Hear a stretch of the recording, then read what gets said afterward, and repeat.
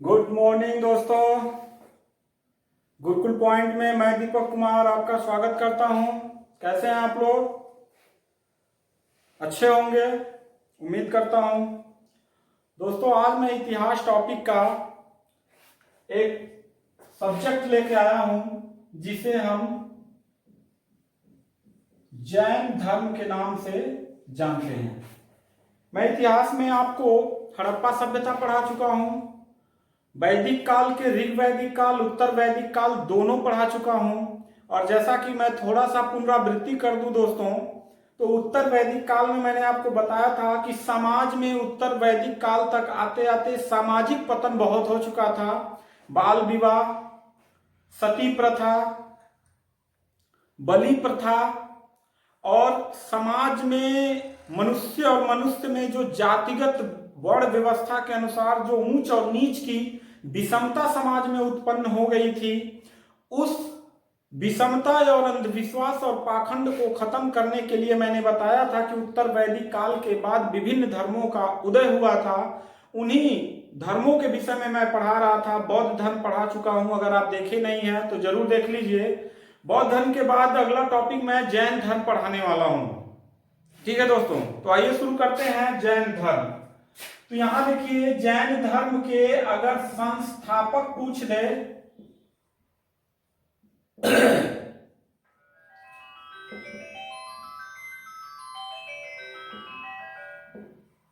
तो बाबू वृषभदेव हैं।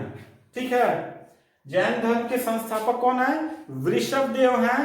लेकिन अगर दोस्तों पूछ दे जैन धर्म के वास्तविक संस्थापक कौन से?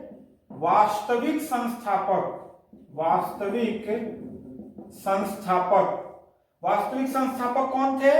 महावीर स्वामी। इन्हीं के विषय में दोस्तों हम लोग पढ़ने वाले हैं। किनके बारे में? महावीर स्वामी के विषय में पढ़ने वाले हैं। वास्तविक संस्थापक का अर्थ यह हुआ कि इन्हीं के समय में जैन धर्म अपने चरम उत्कर्ष पर था। यानी जैन धर्म का सबसे व्यापक प्रचार प्रसार और फैलाव इन्हीं के समय में हुआ था, इसीलिए इन्हें वास्तविक संस्थापक के नाम से जानते हैं। चलिए देखते हैं।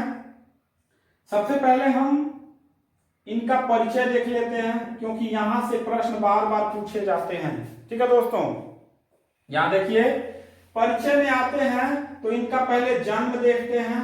ठीक है, तो जन्म इनका 599 ईसा पूर्व में हुआ था। कब हुआ था? 599 ईसा पूर्व में हुआ था। और कहां पे हुआ था? वैशाली। वैशाली जानते हैं ना, कहां पे है? बिहार। वैशाली बिहार में कुंडग्राम में हुआ था। वैशाली के निकट कुंडग्राम में हुआ था। याद रखेंगे, बहुत इंपॉर्टेंट है, बार बार पूछा जाता है कि जैन धर्म के संस्थापक महावीर स्वामी का जन्म कहां हुआ था? कुंडग्राम में हुआ था। राज्य पूछ दे तो बिहार, वैशाली बिहार के कुंडग्राम नामक गांव में हुआ था। ठीक है दोस्तों, आगे बढ़ते हैं। फिर देखते हैं इनके परिचय में इनके पिता का इनका क्या नाम था? पिता का नाम था सिद्धार्थ। पिता का नाम क्या था? सिद्धार्थ। ठीक है दोस्तों, और अगर आपसे पूछ दे कि महावीर स्वामी के माता का क्या नाम था? त्रिशला था। क्या था? त्रिशला था। और इनकी पत्नी का नाम पूछ दे तो बच्चों पत्नी का नाम यशोदा था। ठीक है, एक चीज ध्यान रखिएगा, मैंने आपसे बार बार कहा है कि जैन धर्म और बौद्ध धर्म में बड़ी समानताएं पाई जाती हैं। कंफ्यूजन हो जाता है, तो कंफ्यूजन नहीं करना है, आपको प्यार से पढ़ना है, ध्यान से सुनना है। कि यहाँ पे देखिए, महावीर स्वामी के पिता का नाम सिद्धार्थ था, और मैं बौद्ध धर्म में गौतम बुद्ध के बचपन का नाम क्या था? सिद्धार्थ था। इनके पत्नी का नाम यशोदा था, और गौतम बुद्ध के पत्नी का नाम यशोधरा था। ठीक है, इनके माता का नाम त्रिशला था, उनके माता का नाम महामाया था। तो बड़ी सारी समानताएं पाई जाती हैं, तो कंफ्यूजन नहीं होना है, आपको समझ लेना है कि इनके पिता का नाम सिद्धार्थ, माता का नाम त्रिशला और पत्नी का नाम यशोदा था। ठीक है दोस्तों, आगे बढ़ते हैं। 30 वर्ष की अवस्था में इन्होंने गृह त्याग कर दिया था। क्या कर दिया था? गृह त्याग कर दिया था। कितनी वर्ष की अवस्था में? 30 वर्ष की अवस्था में। और गौतम बुद्ध ने 29 वर्ष की अवस्था में उन्होंने गृह त्याग कर दिया था। ठीक है, ये 30 वर्ष की अवस्था में गृह त्याग कर देते हैं और उसके बाद 14 वर्ष की कठिन तपस्या के बाद इन्हें कैवल्य की प्राप्ति होती है। कैवल्य मीन्स होता है ज्ञान, और ज्ञान जब प्राप्ति हो गया तो ये जिन्न कहलाए। क्या कहलाए? जिन्न कहलाए। ठीक है, बार बार पूछा जाता है जिन्न के नाम से किन्हें जाना जाता है? महावीर स्वामी को जाना जाता है। ठीक है दोस्तों, और एक चीज और यहां पूछता है कि इन्होंने कहां पे ज्ञान प्राप्ति किया था? याद रखिएगा, ऋजुपालिका नदी है, ऋजुपालिका नदी के तट पर, ऋजुपालिका नदी के तट पर महावीर स्वामी को ज्ञान की प्राप्ति हुआ था और गौतम बुद्ध को निरंजना नदी के तट पे ज्ञान की प्राप्ति हुआ था। मैं इसलिए दोनों को मिला के चल रहा हूं क्योंकि बहुत कंफ्यूजन होता है इन बौद्ध धर्म में, जैन धर्म में बड़ी समानताएं दोस्तों पाई जाती हैं, तो इनको दोनों को मैं टैली करते हुए चल रहा हूं। आगे देखिए, महावीर स्वामी के धर्म में त्रिरत्न है। त्रिरत्न क्या है? त्रिरत्न। और बौद्ध धर्म में जाएंगे तो त्रिपिटक हो जाएगा। त्रिरत्न क्या है? इसके 3 चीजें हैं इनके धर्म में। सम्यक ज्ञान, ठीक है, सम्यक ज्ञान, फिर उसके बाद सम्यक चरित्र, और सम्यक चरित्र के बाद एक और है सम्यक दर्शन। ठीक है दोस्तों, याद रखिएगा कि त्रिरत्न किससे संबंधित है? जैन धर्म से संबंधित है। यहां पे कितने इनके शास्त्रों को त्रिरत्न कहा जाता है? यानी सम्यक ज्ञान, सम्यक चरित्र और सम्यक दर्शन। एक चीज और दोस्तों जान लीजिए कि इसमें तीर्थकार आए थे, ये बार बार एग्जाम में पूछा जाता है, और तीर्थकारों की संख्या 24 थी। ठीक है दोस्तों, कितनी थी? 24 थी। यहां कंफ्यूज नहीं होना, तीर्थकार मतलब इनके धर्म गुरु। पहले कौन थे? इसमें 3 पूछता है सबसे ज्यादा। प्रथम पूछता है, ठीक है, और 23वें पूछता है, और 24वें और अंतिम तीर्थकार को पूछता है। प्रथम मैंने आपको कहा था कि कौन थे? ऋषभ देव थे। कौन थे? ऋषभ देव थे। पूछ दे कि जैन धर्म के प्रथम तीर्थंकर कौन थे, प्रथम धर्मगुरु कौन थे, प्रथम तीर्थकार कौन थे, किसी भी एंगल से पूछ दे तो ऋषभ देव थे। और अगर 23वें पूछ दे तो 23वें बाबू पार्श्वनाथ थे। कौन थे? पार्श्वनाथ। बहुत इंपॉर्टेंट चीज आप पढ़ रहे हैं दोस्तों, इसको ध्यान से पढ़िए। पार्श्वनाथ थे। और 24वें तीर्थंकर जो थे वो महावीर स्वामी थे। कौन थे? महावीर स्वामी थे। ठीक है दोस्तों, ये याद हो जाएगा ना। प्रथम तीर्थंकर ऋषभ देव, 23वें तीर्थंकर पार्श्वनाथ, और 24वें तीर्थंकर जो थे वो कौन थे? तो दोस्तों तीर्थंकर के विषय में आपको पता हो गया ना, कुल कितने तीर्थंकर आए थे? 24 तीर्थंकर आए थे। ठीक है, जिसमें प्रथम थे ऋषभ देव, 23वें थे पार्श्वनाथ, और 24वें और अंतिम तीर्थंकर थे महावीर स्वामी। इन्हीं के शासन काल में, यानी मतलब इनके ही नेतृत्व में जैन धर्म अपने पराकाष्ठा पे था, मतलब उत्थान पे था, इसीलिए इनको वास्तविक संस्थापक के नाम से जाना जाता है। यहाँ पे देखिए, जैन धर्म में प्रचलित 5 महाव्रत है, यानी मोक्ष प्राप्त करने का जो रास्ता था वो 5 महाव्रत था, और बौद्ध धर्म में अष्टांगिक मार्ग था। ठीक है, इस 5 महाव्रत में देखिए, पहला था सत्य महाव्रत, यानी जैन धर्म में यह बताया गया है कि किसी भी प्राणी को अपने मन से, वचन से, कर्म से कभी भी मिथ्या ना बोलना, झूठ ना बोलना, हमेशा सत्य के रास्ते पे रहना। पहला यहाँ पे महाव्रत था। दूसरा था अहिंसा महाव्रत। अहिंसा महाव्रत मतलब किसी भी व्यक्ति को मन से, वचन से, शरीर से किसी का हिंसा मत करना। ठीक है, उसे चोट ना पहुंचाना। और तीसरा था अस्तेय महाव्रत, यानी किसी भी भिक्षु को किसी भी व्यक्ति से बिना अनुमति के दान ग्रहण न करना, ठीक है, यानी बिना अनुमति के दान ग्रहण नहीं करना है। मतलब जो जैन धर्म के जो महाभिक्षु होंगे उनके बिना अनुमति के बिना आप किसी से दान नहीं ले सकते हैं। और अपिग्रह महाव्रत जो था कि धन संग्रह करने की व्यवस्था यहाँ पे नहीं थी। ये नहीं था कि आप जैन धर्म के भिक्षु हो गए और खूब सारा धन लूट लूट के ला के रख रहे हैं, जैसे इस समय बहुत सारे धर्म गुरु हैं, ठीक है। अभी देखो ना, अभी टीवी पे आता है, कौन है वो, समोसा खाया कृपा हो जाएगी। बहुत सारे ऐसे बाबा हैं, समोसा खिला के कृपा कराते हैं, मीठी चटनी खिला के कृपा कराते हैं, ठीक है।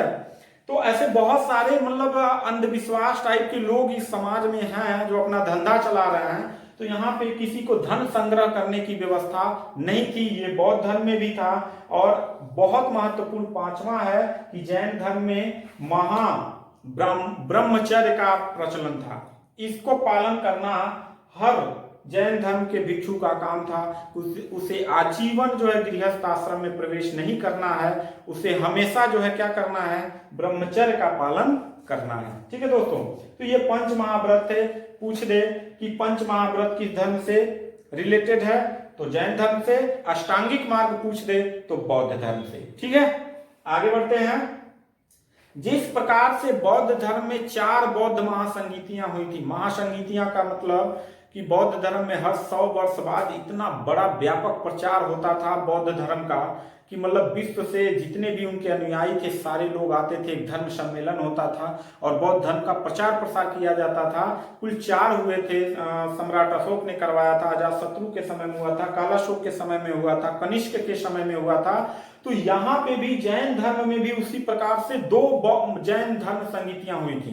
पहला जो हुआ था यहाँ पे हुआ था चंद्रगुप्त मौर्य के शासन काल में, यानी 300 ईसा पूर्व में हुआ था। और इसके अध्यक्ष बनाए गए थे स्थूलभद्र। स्थूलभद्र बहुत इंपॉर्टेंट है, पूछा जाता है कि प्रथम जैन संगीति कब हुआ था, 300 ईसा पूर्व में। उसके अध्यक्ष कौन थे, स्थूलभद्र थे।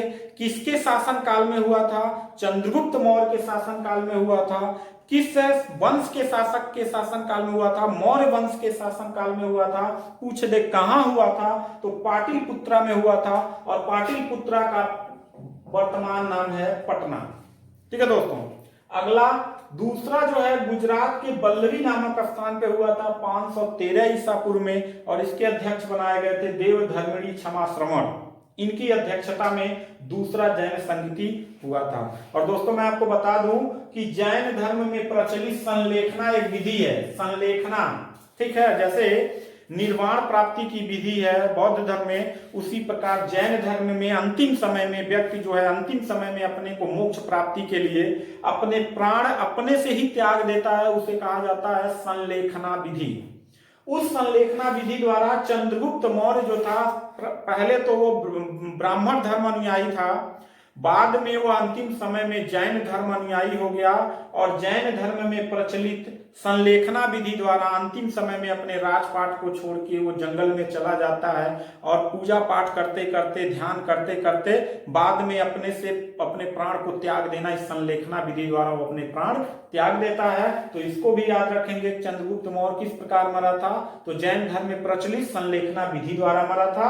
और अगला दोस्तों, अब यहां से और कोई प्रश्न यहाँ पे नहीं बनता है। अगला प्रश्न बनता है कि जैन धर्म का विभाजन हो गया।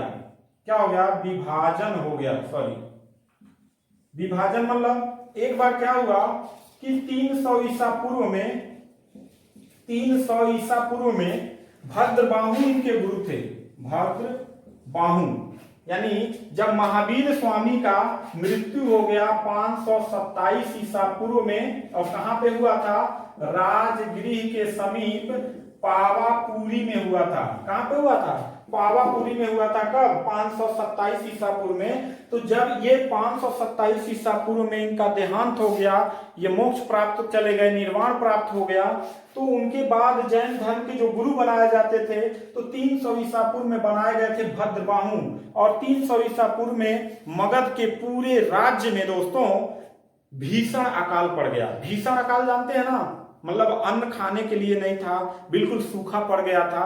तो भद्रबाहु अपने शिष्यों के साथ कहां चले गए? कर्नाटक चले गए। कहां चले गए? कर्नाटक चले गए दोस्तों। और कुछ वर्षों बाद जब वापस आए तो देखा कि मगध में राजगिरी के समीप यानी पटना में जितने भी जैन धर्मानुयायी थे वो दो भागों में विभक्त हो चुके थे। एक का नाम था श्वेतांबर और दूसरे का नाम था दिगंबर। याद रखिएगा, जिस प्रकार से बौद्ध धर्म में अंतिम समय में हीनयान महायान में विभाजित हो गया था, मैं पढ़ा चुका हूं, अगर आप वो वीडियो नहीं देखे हैं तो जरूर जाके देख लीजिए। तो उसी प्रकार से यहाँ पे भी जैन धर्म में श्वेतांबर और दिगंबर दो भागों में विभाजित हो गया। और इन दो भागों में विभाजित होने के बाद श्वेतांबर का अर्थ हुआ कि श्वेत वस्त्र धारण करने वाले और दिगंबर का अर्थ हुआ नग्न रहने वाले।